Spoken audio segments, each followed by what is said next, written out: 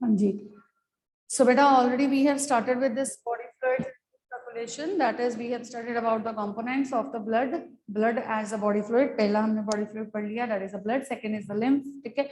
तो blood की composition हमने कल पढ़ी. That it is majorly made up of two things. That are plasma and formed elements. ठीक है. Plasma that further comprises of number of things in it. That is the mineral ions and all proteins वगैरह वगैरह, water है. ठीक है. तो ये सारी चीजें कोएगुलेशन फैक्टर्स हैं वगैरह. तो प्लस साथ में हमारे पास आए formed elements, three types of the formed elements and there further sub types we have studied yesterday. ठीक है. Now coming to the blood का ही second factor, that is the second उसका characteristic, it is the grouping of the blood. ठीक है. Blood groups जो हम बात करते हैं. सो पहला हमने किया blood composition. Second its characteristic is the blood groups. How many blood groups do we have? Humans have A single human has only one blood group. ठीक है. एक ह्यूमन में तो एक ही ब्लड ग्रुप होता है, लेकिन ओवरऑल ह्यूमन पॉपुलेशन में अगर हम देखें, there are 4 types of the blood groups. What are the 4 types of the blood groups? They are A, B, AB and O. ठीक है. 4 तरह के ब्लड ग्रुप्स अवेलेबल हैं as in all in the case of the human beings. Human beings population में एक character है blood group का जिसके अंदर ये सारी वेरिएशंस हैं. ना बेसिकली ये A blood group, B blood group, ये सारे आइडेंटिफाई कैसे होते हैं, यहाँ इनका ये डिफरेंस आया क्यों? That is because of the presence of certain antigens on the surface of the presence और absence, even we can say presence और absence of the certain antigens on the surface of the RBCs. ठीक है.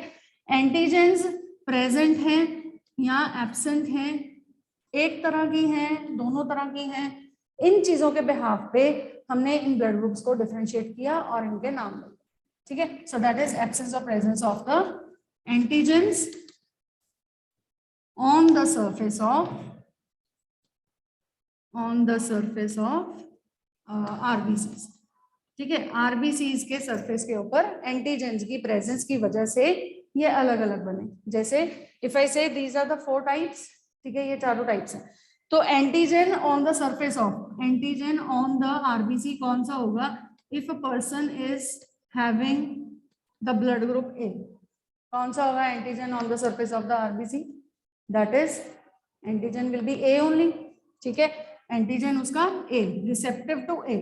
ठीक है. B है तो that is having antigen B only. If it is A B means it is having both the antigens on the surface of the RBC. But if it is O, means it is absent with any of these antigens. मैंने बताया ना, presence और absence. Absence वाला consider हमारा O blood group होता है. So this is absence of the antigen in the case of O blood group. है या नहीं है एंटीजन आरबीसी के सरफेस के ऊपर, उसी की टाइप का होगा तो हम उसको ब्लड ग्रुप देंगे. अब प्लाज्मा के अंदर दूसरे के अगेंस्ट एंटीबॉडी बनेगा. हम लोग ने, आप लोगों ने सुना होगा कि जब भी कोई सर्जरीज होती हैं हॉस्पिटल्स में या कुछ भी, ब्लड लॉस मतलब ज्यादा होता है बॉडी का, तो उन कंडीशंस में आर्टिफिशियल ब्लड दिया जाता है ना. एक्सटर्नल सोर्सेज से ब्लड जो है वो ट्रांसफ्यूज किया जाता है इनटू द बॉडी. तो उस समय पे जब भी ब्लड ट्रांसफ्यूज किया जा रहा है या ट्रांसप्लांटेशन ऑफ द ऑर्गन्स हो रही हैं, उसमें हम लोग ब्लड ग्रुप मैच का भी एक बड़ा कंसेप्ट लेते हैं. हम ऐसा तो नहीं है कि किसी की भी बॉडी का ब्लड उठा के या किसी का भी ऑर्गन उठा के बॉडी के अंदर डाल दिया जाएगा, नहीं ना. तो क्यों ऐसा? क्योंकि जो ब्लड का प्लाज्मा है उसके अंदर, इसमें अगर एंटीजन ए है तो एंटीबॉडी है बी के लिए. मतलब बी वाला ब्लड इसके अंदर नहीं आ सकता. अगर आएगा तो वो फाइट करेगा. समझ गए? मतलब बी वाला ब्लड जो है, अगर supposing I am having a blood group, तो मेरे अंदर अगर बी ब्लड ग्रुप डाला जाएगा तो वो तो फाइटिंग होगी उनकी आपस में, है ना. क्योंकि एंटीजन ऑलरेडी ए है और बी के लिए एंटीबॉडीज वो तैयार करके बैठा है. ठीक है. So what are the antibodies? अगर हम इसको एंटीबॉडीज के बिहाफ पे भी पढ़ेंगे, एंटीबॉडीज इन प्लाज्मा, ये प्लाज्मा में प्रेजेंट होती हैं antibodies. So A blood group के लिए एंटीबॉडीज क्या होंगी प्लाज्मा में? That will be anti to B, है ना. एंटी टू बी होनी चाहिए ताकि बी ना आए. ए वाला ए से ही लेगा. बी वाले के केस में क्या होगा? बी वाले के केस में एंटी टू ए. ठीक है. सो this is having the antibodies against A blood group. A antigens के अगेंस्ट होनी चाहिए इसके पास. ए ब्लड ग्रुप नहीं है ना, चलो ए एंटीजेंस के अगेंस्ट एंटीबॉडीज तैयार है इसकी बॉडी. ठीक है. अब जब उसके पास एंटीजेंस दोनों की हैं तो एंटीबॉडीज किसकी होंगी? किसी की भी नहीं, किसी की भी नहीं ना होंगी, ना ए की होंगी ना बी की, क्योंकि अगर इन दोनों के लिए एंटीजेंस के लिए वो कुछ भी ब्लड हम लेते हैं, ए लेते हैं या बी लेते हैं, तो वो तो हमारे नहीं तो अगेंस्ट चल पड़ेगा, है ना, वो तो फाइटिंग करने लग जाएगा। सो मीन्स यहाँ पे किसी की भी अगेंस्ट एंटीबॉडीज नहीं है। और ओ ब्लड ग्रुप के लिए दोनों के लिए ही ए की भी एंटीबॉडीज है, बी की भी। इससे हम लोग एक कंसेप्ट और निकालते हैं, अभी आपको और बेटर क्लियर पता चलेगा। मैंने यहाँ पे एक कंसेप्ट लिया, that is A B is not having any antibodies. मतलब क्या? ए बी जो है वो बी से भी ले सकता है ब्लड ग्रुप, ए से भी ले सकता है, ओ से भी ले सकता है, इसके पास कोई एंटीबॉडीज नहीं है। Means what? It is a universal recipient, ये रिसिपिएंट है, ठीक है। तो इसी वजह से हम इसको बनाते हैं यूनिवर्सल रिसिपिएंट, मतलब ये किसी से भी ले सकता है। क्यों? क्योंकि इसके पास जो एंटीजेंस हैं वो दोनों की हैं, लेकिन बॉडीज किसी की नहीं है, तो फाइटिंग नहीं होगी, ना ए के अगेंस्ट ना बी के अगेंस्ट, तो दोनों से ले सकता है इंडिविजुअली, ठीक है। पर अब अगर हम ओ ब्लड ग्रुप की बात करें, ओ ब्लड ग्रुप के पास दोनों के लिए एंटीबॉडीज है। अगर ए वाला इसको देगा ये फाइट करेगा, बी वाला इसको देगा ये फाइट करेगा, ओ वाला ब्लड ग्रुप वाला बंदा फाइट करेगा ना, उसका बॉडी फाइट करेगा। ए बी वाला देगा तो भी ये फाइट करेगा। Means it can't take from anyone, but itself it can give it to anyone, क्योंकि इसके पास एंटीजेंस नहीं है। किसी के अगेंस्ट एंटीबॉडीज के अगेंस्ट बनाने के लिए अगर ए में चला गया तो कोई फर्क नहीं पड़ता, इसके पास एंटीजन ही नहीं था। बी में चला गया कोई फर्क नहीं पड़ता, ए बी में चला गया तो भी कोई फर्क नहीं पड़ता। तो means O is a universal donor, ठीक है। ओ क्या है? It's a universal donor. समझ आई बात? वो नहीं फर्क पड़ेगा। ए में अगर आप ओ डाल दोगे वो फर्क नहीं पड़ेगा, ओ वाला डोनर होता है यूनिवर्सल, वो किसी से भी ले, मतलब किसी को भी दे सकता है, ओ वाला ब्लड ग्रुप वाला किसी को भी दे सकता है। इसमें एक तो ये वाला कंसेप्ट तो आता ही है ना, एंटीजन एंटीबॉडीज का कंसेप्ट तो आता ही है, साथ में इनके जीन फैक्टर्स का भी कंसेप्ट है। जीन्स में भी हम देखते हैं ओ ब्लड ग्रुप जो होता है वो रिसेसिव जीन्स की वजह से होता है, ठीक है। तो इतना ज्यादा वो क्रिएट ही नहीं करता, कोई इफेक्ट ही नहीं क्रिएट करता इन द अदर बॉडीज। पढ़ी हुई है आप लोगों ने जीन फैक्टर्स, जीन पेयर्स वगैरह सारा कुछ पढ़ा हुआ है ना। तो this is O blood group. Basic concept यही है कि why it is called as a universal donor, because itself it is not carrying any of the antigens on the surface of RBCs, but it carries the antibodies to both. It can't take it from anyone but give it to anyone, ठीक है। अब इसमें ये किसी को भी दे नहीं सकता है, सबसे ले पाएगा, दे किसी को नहीं सकता। क्यों नहीं दे सकता ये बताओ मुझे, justify why a person having A B blood group can not give the blood to anybody else, that is A B या ओ वालों को किसी को भी नहीं दे सकता, सिर्फ अपने जैसों को ही देगा। क्यों? ए बी वाला किसी को नहीं दे सकता, सिर्फ अपने को देगा, यूनिवर्सल रिसिपिएंट है, ले सबसे सकता है लेकिन देगा किसी को नहीं। ऐसा क्यों? क्यों नहीं देगा बताओ मुझे, raise your hand. Why a person having AB blood group can't give the blood to anybody else? Raise your hand. हाँ जी Aditi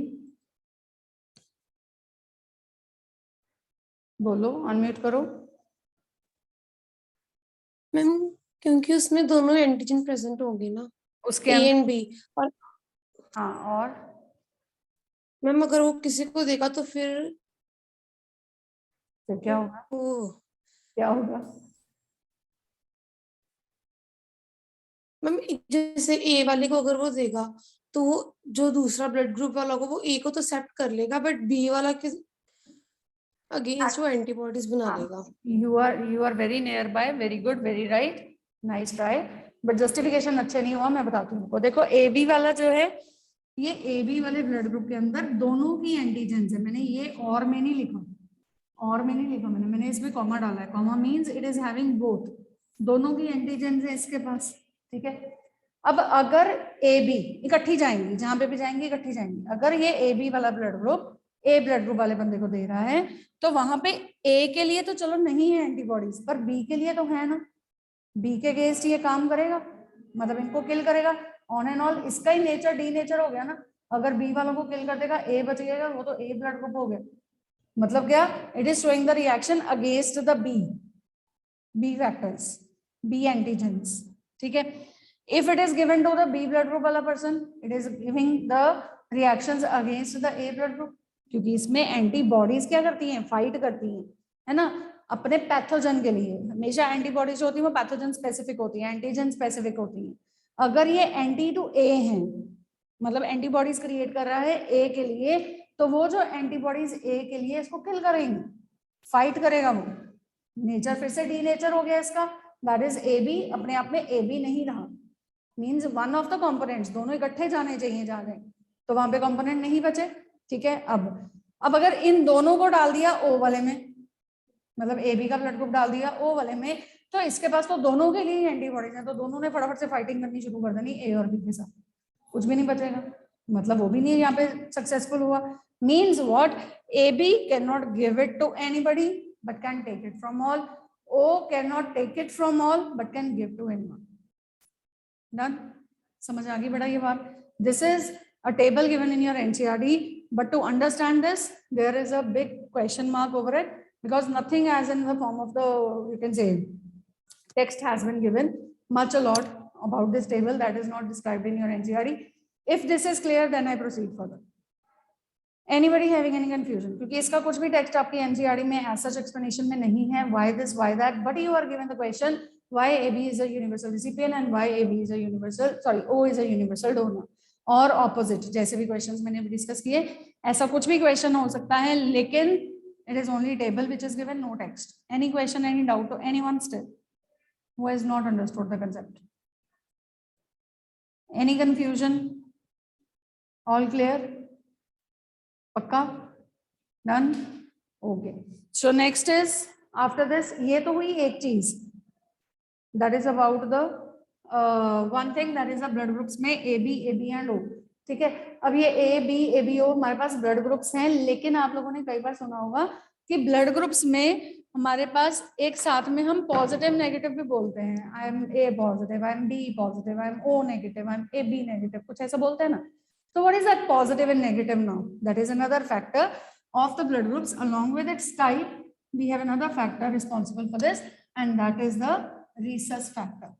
Rhesus factor, that is RH factor, if present in a body, blood groups का ये दूसरा characteristic है, along with its type there is another factor, that is the presence or absence of this, that is called as RH factor.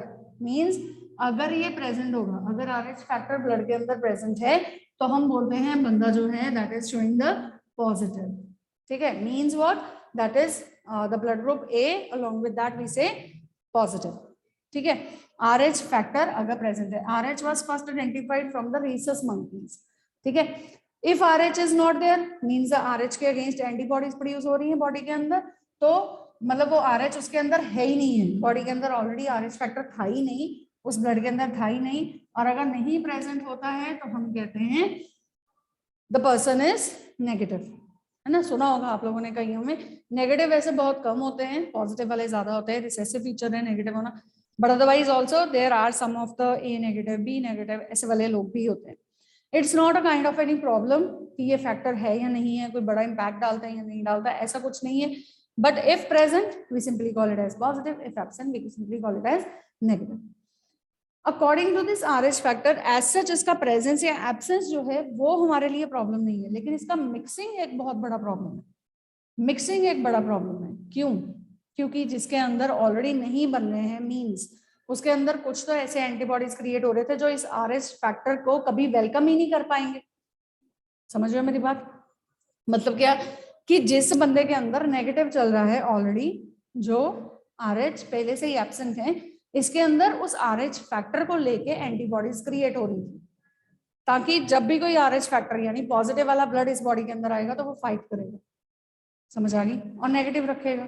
ठीक है, अपनी body की consistency जो है उसको वो नेगेटिव रखेगा, ब्लड ग्रुप को नेगेटिव चलने देगा। ऐसे में एक प्रॉब्लम आ सकती है अगर हम ट्रांसफ्यूजन में, जब भी ब्लड के ट्रांसफ्यूजन हो रही हैं, उन कंसेप्ट में अगर हम ये एक कंसेप्ट में कि ब्लड पॉजिटिव वाले बंदे को नेगेटिव चढ़ा दिया या नेगेटिव वाले को पॉजिटिव चढ़ा दिया, या एक और जो case study, that is particular case है, that is of the expecting mother, ठीक है, कंसीव्ड मदर, उसका एक पर्टिकुलर केस आता है जिसमें एक डिजीज प्रॉपर की बताई हुई है। अब यहाँ पे एक प्रॉब्लम पूरी डिस्कस की हुई है मीन्स वहां पे, तो ये वाली चीज क्या है, we can't mix any house, ठीक है, ऐसा नहीं है कि हम पॉजिटिव वाले में नेगेटिव को डाल सकते हैं, ए और बी और ए बी ओ को तो नहीं मिक्स करना, ये तो आपको पता चल गया, ठीक है, only one can give it to all, only one can receive it from all, ये तो पता चल गया, नहीं तो अपना अपना, ए वाला ए वाले को देगा, बी वाला बी वाले को देगा, ऐसा, ठीक है, ऐसा ही सेम कंसेप्ट यहाँ पे, पॉजिटिव वाला पॉजिटिव को देगा, नेगेटिव वाला नेगेटिव को देगा, ठीक है, नहीं देगा तो क्या होगा। अब आरएच फैक्टर के साथ रिलेटेड हमारे पास एक और प्रॉब्लम डिस्कस्ड है, दैट इज एरिथ्रोब्लास्टोसिस फेटालिस। देखो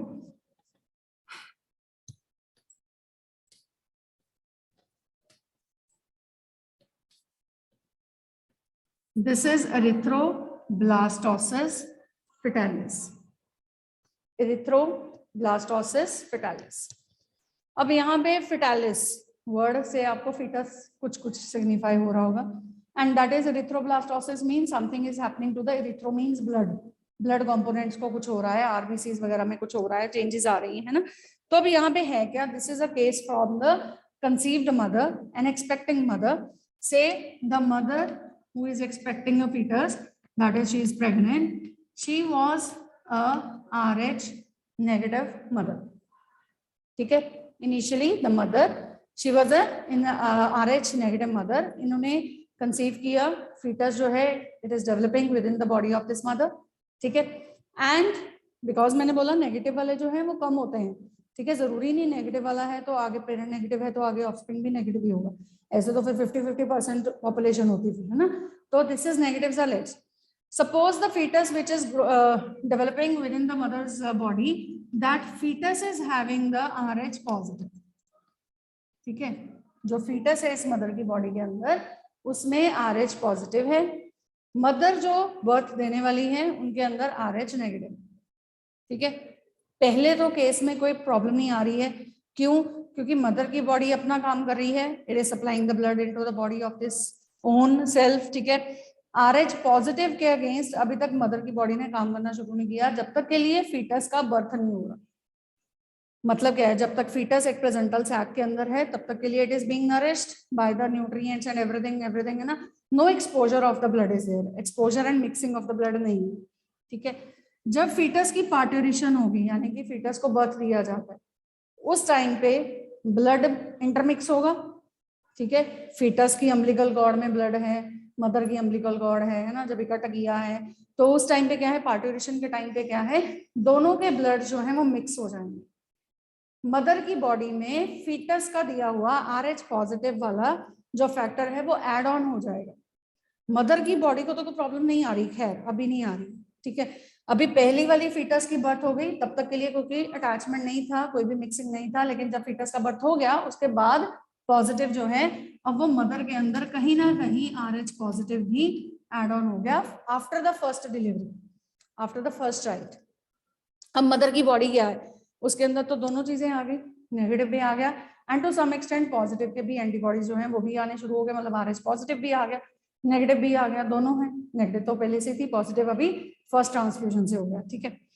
अब सेकेंड टाइम, ये तो फर्स्ट फीटस की बात हुई, ठीक है, suppose the same mother now with this particular situation she is giving the birth to the second time, she is getting conceived and she will be giving the birth to the second foetus, ठीक है, second foetus develop करा body के अंदर। अब यहाँ पे अगर ये वाला फीटस भी RH पॉजिटिव है, यहाँ क्या होगा, देखो RH पॉजिटिव वाला पॉजिटिव को सपोर्ट करेगा, पर नेगेटिव वाला यहाँ पे खुद में ही पहले ही आपस में फाइटिंग हो रही है ना, बॉडी के अंदर ऑलरेडी फाइटिंग हो रही है, क्योंकि एक कंसिडर करो आप, सिंपल एक केस कंसिडर करो जो डिजीजेस का केस होता है, अगर हमारी बॉडी के अंदर, जब भी हमारे अंदर, आप भी एग्जाम्पल्स लो, वैक्सीनेशन है, हमारी बॉडी एंटीबॉडीज नहीं तैयार कर रही थी अगेंस्ट समथिंग, ठीक है, दैट इज पहले हमारी बॉडी नेगेटिव थी, वैक्सीनेशन दिया, वीकेंड माइक्रोब डाला, ठीक है, अब क्या हुआ, हमारी बॉडी ने एंटीबॉडीज क्रिएट करनी शुरू कर दी उस वीकेंड माइक्रोब के लिए,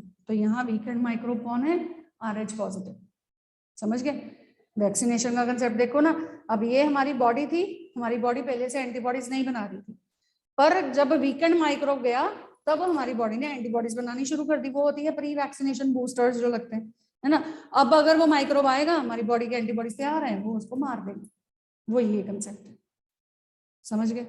हुआ क्या, मदर की बॉडी में ऑलरेडी RH नेगेटिव था, पहली फीटस ने, जो पहला वाला फीटस था, उसने कुछ एंटीबॉडीज बनाने के लिए इसको तैयारी करवा दी ना। एक ये माइक्रोब की तरह काम कर रहा है, मतलब एक इनिशिएटर की तरह काम कर रहा है, इसने कुछ तैयारी करवा दी मदर बॉडी को। अब जब दूसरी बार मदर बॉडी में फिर से फीटस आया, और वो भी वो वाला जो जिसके अगेंस्ट ये तैयारी कर रहा था, अब क्या होगा, ये आपस में फाइट कर बैठेंगे, है ना। मदर की बॉडी के जो एंटीबॉडीज क्रिएट कर लिए थे, वो इसको किल कर देंगे, मतलब वो इस फीटस के आरबीसीज को डिस्ट्रॉय कर देंगे। सारे आरबीसीज इस फीटस के डिस्ट्रॉय होने शुरू हो जाएंगे, क्योंकि आरबीसीज के साथ मैंने बताया ना, erythro that is concern to the RBCs, ठीक है। आरबीसीज के साथ कनेक्टेड था ये RH पॉजिटिव का फैक्टर, समझ आई। अब मदर की बॉडी ने क्या किया, RH नेगेटिव वाले इसको किल करने शुरू हो जाएंगे, आरबीसीज इस फीटस के डिस्ट्रॉय हो गए, and hence second foetus will die before the birth. I problem, ठीक है। सो ऐसी मदर सिर्फ फर्स्ट टाइम अपने अगर बेबी कैरी कर पाए हैं, तो वो सेकेंड टाइम डॉक्टर्स ही रिकमेंड कर देंगे उनको कि the mother if she is negative, she should not conceive for the second foetus, ठीक है। फर्स्ट वाले तक तो कोई प्रॉब्लम नहीं आई, मदर की बॉडी को खासा कोई प्रॉब्लम नहीं आई, क्योंकि मदर की बॉडी में ऑलरेडी उसने इनके अगेंस्ट एंटीबॉडीज बनाने शुरू कर दिए थे, इसने किल कुल कर दिया इसको, थोड़े बहुत थे खत्म हो गए। लेकिन अब जब दोबारा फिर से आ रहे हैं और बहुत बड़ी अमाउंट में आ रहे हैं, फीटस पूरे के भरे पड़े हैं, तो फिर ये उनको भी किल करेगा, ठीक है। And hence it is going to kill the another foetus. हाँ जी, is it clear to all? Any doubt? Erythroblastosis fetalis, any question, any doubt? This first fetus is going to survive and the mother is also going to survive, but the second fetus after this will die, and subsequent जितनी भी pregnancies होंगी वो सारी इस mother के लिए, जिसके अंदर दोनों चीजें अभी तैयार हो चुकी हैं, इस मदर के लिए all the conceived further cases they will be dying before the birth, ठीक है, ओके। हाँ जी, any doubt, any confusion to anyone? Foetus का RH नेगेटिव हो जाएगा फिर तो कोई टेंशन ही नहीं है, पर फीटस के RH नेगेटिव में भी क्योंकि वो एंटीबॉडीज बना रहा था अगेंस्ट RH पॉजिटिव, हाँ फिर नहीं कोई प्रॉब्लम होगी if the foetus is RH negative, but again the thing is ना, negative is a very rare feature, ठीक है। तो जो नेगेटिव्स इन केस आपकी फैमिली में अगर कोई है भी हैं, तो आप उनके पेरेंटल साइड पे जाके देखो, उनके आगे ऑफस्प्रिंग साइड पे देखो, तो there are hardly in 3 to 4 generations hardly कोई ऑर्गेनिज्म नेगेटिव वाला होगा, ठीक है। It's a recessive feature, it's kind of a recessive feature. तो 4-5 जनरेशंस में जहां फर्क नहीं नजर आ रहा, तो फिर ऑब्वियसली हम कैसे कह सकते हैं कि फर्स्ट फीटस के बाद सेकंड फीटस भी नेगेटिव है, ठीक है। तो वो रिस्क फैक्टर है, वो मदर के लिए एक रिस्क फैक्टर है। हो सकता है वो RH नेगेटिव हो सकता है वो सर्वाइव कर जाए, लेकिन पॉसिबिलिटीज आर कि वो पॉजिटिव होगा, तो वो ऑब्वियसली डाई कर जाए। And if such case happens then the mothers they are guided initially, पहले से ही उनको गाइड कर दिया जाता है। अदरवाइज क्या होता है कि कई बैकग्राउंड एरियाज जो बड़े मतलब अनडेवलप्ड एरियाज है, वहाँ पे इतना अच्छा गाइडेंस नहीं दिया जाता, तो मदर्स को ब्लेम कर दिया जाता है हर बार, every time she is giving the birth to the new child and every time the child is dying. Basically the problem lies within, ठीक है। प्रॉब्लम तो अंदर ही शुरू हुई है, वो विदाउट एनी गाइडेंस चल रहा था, तो इसलिए वो समझ नहीं आया कि क्यों हो रहा है, but mothers are given the blame to, ठीक है। इंडियन सोसाइटी हमारी ऐसी है ना, but otherwise the concept is lying somewhere inside. So this is the concept of the blood groups, clear? हाँ जी, clear to all? Any doubt to anyone still? So next is the topic of the blood clotting, and that will be starting tomorrow. Now your time is also going to be over. If you have any doubts, if you have any questions, you can please discuss. हाँ जी sir, बोलो।